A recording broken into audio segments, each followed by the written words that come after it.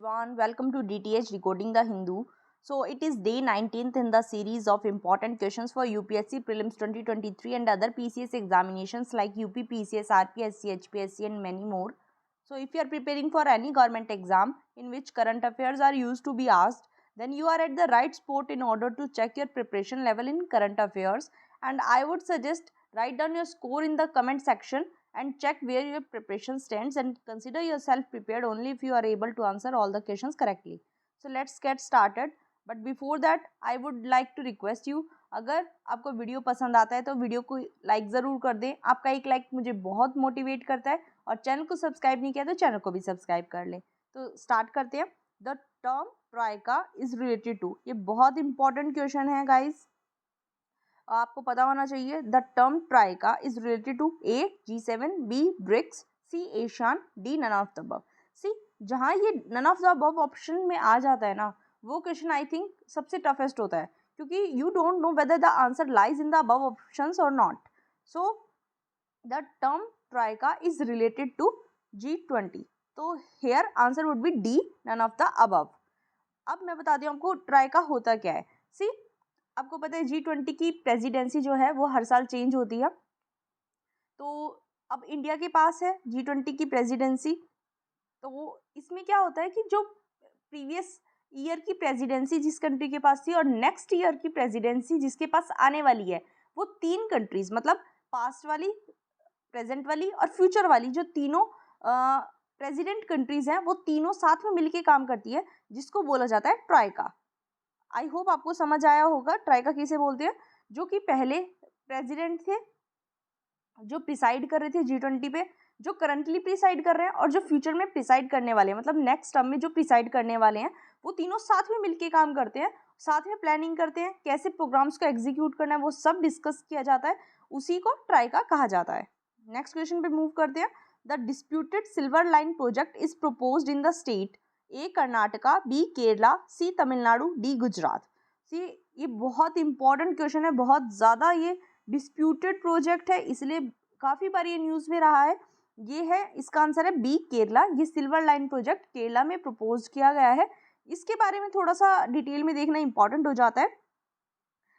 ये जो silver line project है, ये प्रपोज प्रोजेक्ट है, इसकी लेंथ है 529.45 किलोमीटर, और ये नॉर्थ के कसारगोड जो डिस्ट्रिक्ट है केरला का, उसको साउथ में तिरुवनंतपुरम से लिंक करने की बात करता है, और इसमें 11 स्टेशंस बनाए जाएंगे 11 डिस्ट्रिक्ट को कवर करते हुए. तो ये प्लान जो है वो Kerala rail development corporation limited के द्वारा एग्जीक्यूट किया जाएगा, या फिर जिसे के रेल भी कहा जाता है, जो कि केरला गवर्नमेंट और हमारी यूनियन मिनिस्ट्री ऑफ रेलवेज का एक जॉइंट वेंचर है.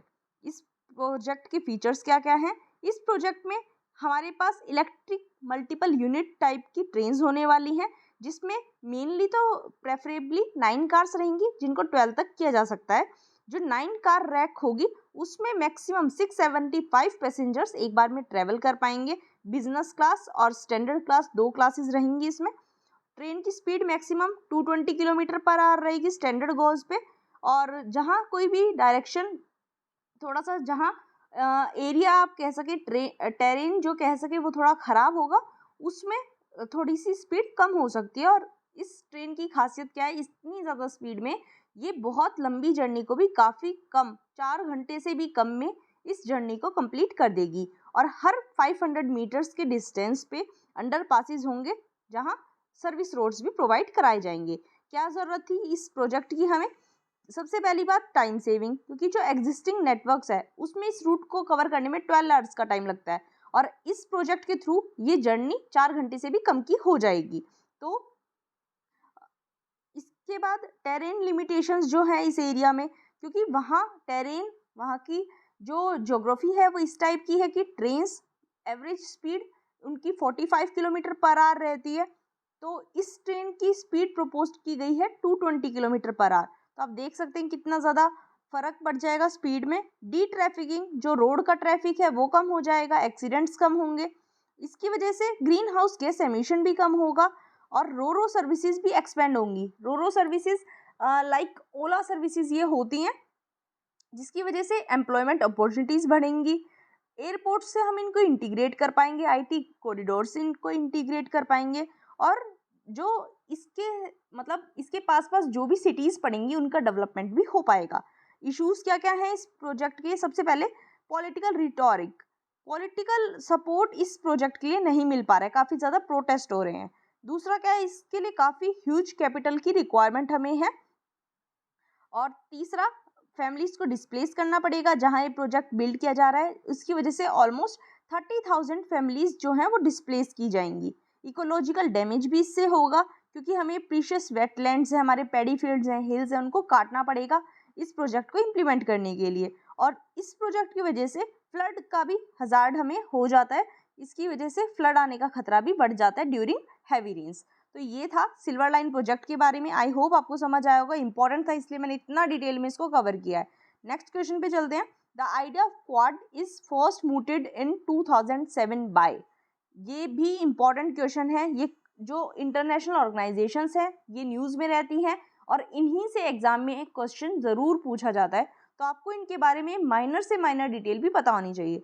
तो क्वाड का जो आइडिया था वो सबसे पहले किसके द्वारा दिया गया था? A Shinzo Abe, B Manmohan Singh, C Barack Obama, या फिर D none of the above. तो ये आइडिया दिया था Japanese prime minister Shinzo Abe ने। तो क्वाड के मेंबर्स कौन कौन से हैं आप मुझे कमेंट सेक्शन में बताएंगे। 4 मेंबर्स हैं क्वाड में, चारों के नाम आपको पता होने चाहिए। अच्छा, एक चीज़ और, फर्स्ट क्वेश्चन जो हमारे पास था, ये जो ट्राई का था मैंने आपको बताया G20 कंट्रीज से रिलेटेड था। तो G20 कंट्रीज कौन कौन सी हैं, उन 20 कंट्रीज के नाम को याद रखने के लिए मैंने एक शॉर्ट्स डाला है, निमोनिक मैंने बताया है G20 के लिए, आप उसको देख सकते हैं, जिसके थ्रू आपको हेल्प मिल जाएगी और आप इन G20 कंट्रीज को याद रख पाएंगे। तो यही था हमारा आज का लेक्चर।